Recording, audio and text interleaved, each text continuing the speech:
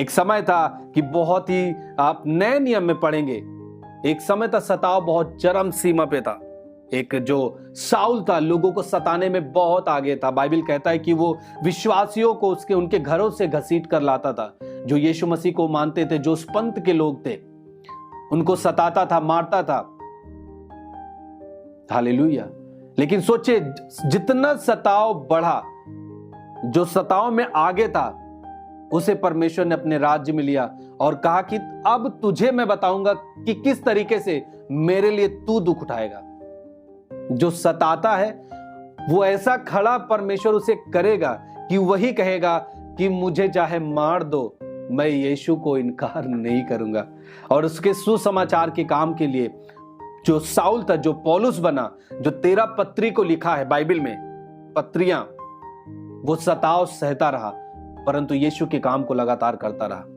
Hallelujah. ये UP का समय है, वो परमेश्वर काम करेगा।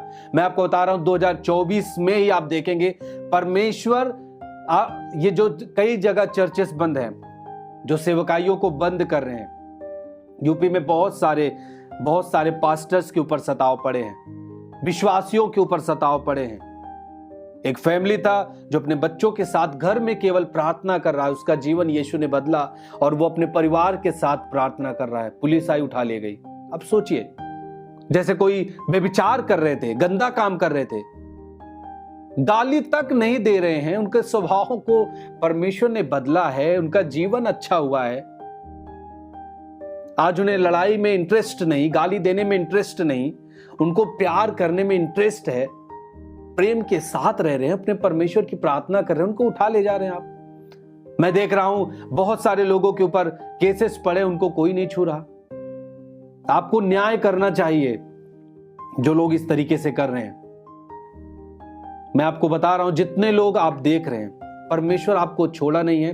पचदेवरा चर्च को परमेश्वर ने छोड़ा नहीं है, वो आप हमारे साथ है। ये केवल परख का समय है, जब आप खड़े रहेंगे, आप आने वाले दिनों में बड़े कामों को चर्च में होते हुए देखेंगे, अपने जीवन परिवारों में भी होता हुआ देखेंगे, यीशु मसीह के नाम में। हालेलुया। हमारे अंदर जो आत्मा है, बाइबल कहता है 2 तीमुथियुस उसका 1:7 पद में, वो भय की आत्मा नहीं पर सामर्थ की आत्मा है, लोगों को जवाब देने की आत्मा है। आपको गाली से जवाब नहीं देना है, परंतु आपको कहना है कि यीशु ने मेरे लिए क्या किया है और मैं आज तैयार हूं, कुछ भी आप करें, परंतु मैं यीशु को नहीं छोड़ सकता। कोई भी, मैं आपको बता रहा हूं, कोई भी आपके पास आता है, आपको डराता है, धमकाता है, चाहे आपके गांव के लोग हो, चाहे वो प्रशासन हो, आपको आके आपको बोलती है कि बंद करो प्रार्थना, आप उस समय वीडियो आप जरूर करें, आप डरे नहीं। कोई भी डांटता है, लेकिन आपको, जितने लोग हैं, कुछ लोग मिलके वीडियो जरूर बनाएं, ये आगे चल के हमारे पास गवाही होगी, याद रखिएगा। आपको वीडियो बनाना है। अभी संविधान जीवित है, हमारा न्याय होगा। जो भी झूठे मुकदमे लगाए जा रहे हैं, हमारा न्याय होगा। अब आप ये मत सोचिए कि चर्च को बंद कर रहे हैं तो हम भी प्रभु को अब छोड़ते हैं, नहीं तो लोग हमारे फैमिली में किसी को उठा ले गए तो कैसे हम करेंगे। आपको प्रभु ने जो आपके पिछले जीवन में किया है, पिछले दिनों में जो आपके जीवन में किया है, क्या आप उसे भूल गए? बाइबल कहता है उसके उपकार को आपको कभी नहीं भूलना है। भजन संहिता कहता है उसके उपकारों को याद रखना उसके उपकारों को। जिसने आपको पिछले दिनों में जीवन दिया है, वो आज जीवित है, वो आने वाले दिन में उसका प्रतिफल, जो आप सताए जा रहे हैं, उसका प्रतिफल आपके जीवन में बड़ा है, ऐसा बाइबल कहता है, मत्ती रची सुसमाचार बताता है। हालेलुया।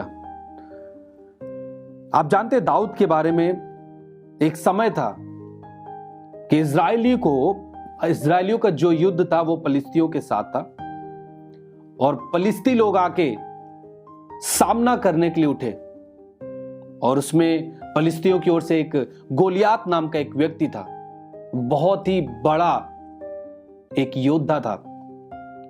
वो ऐसा ललकार रहा था कि सारी इजरायली सेना डर गई। क्या हुआ?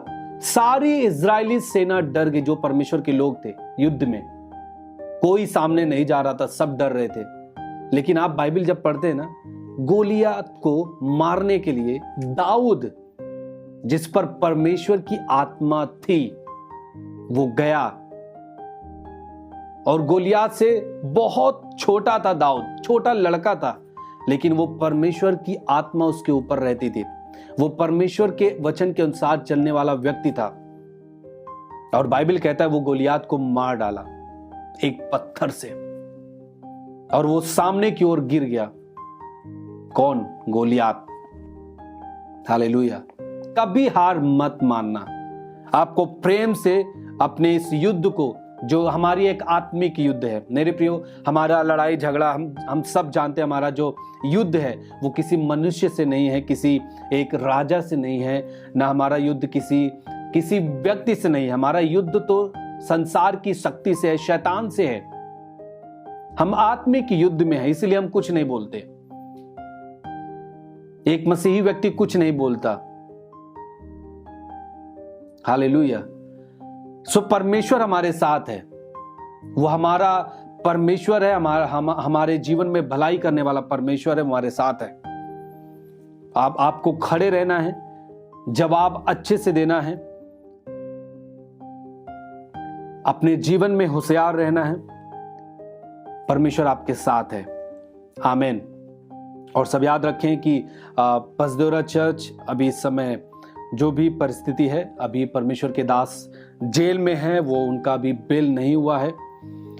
और आप सब प्रार्थनाएं करें, क्योंकि हम सब प्रार्थना के द्वारा जय प्राप्त करते आए हैं। बहुत कठिन परिस्थितियों से बचे हैं, और हम जानते हैं कि परमेश्वर ने हमें, हमारे परिवार को किन परिस्थितियों से निकाला है पहले, और आज भी वही परमेश्वर हमारे साथ है।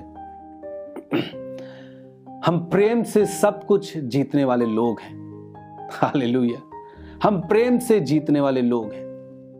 और यीशु के, पहले तो एक बात याद रखिएगा, यीशु के राज्य को, यीशु के काम को आज तक कोई भी रोक नहीं सका है।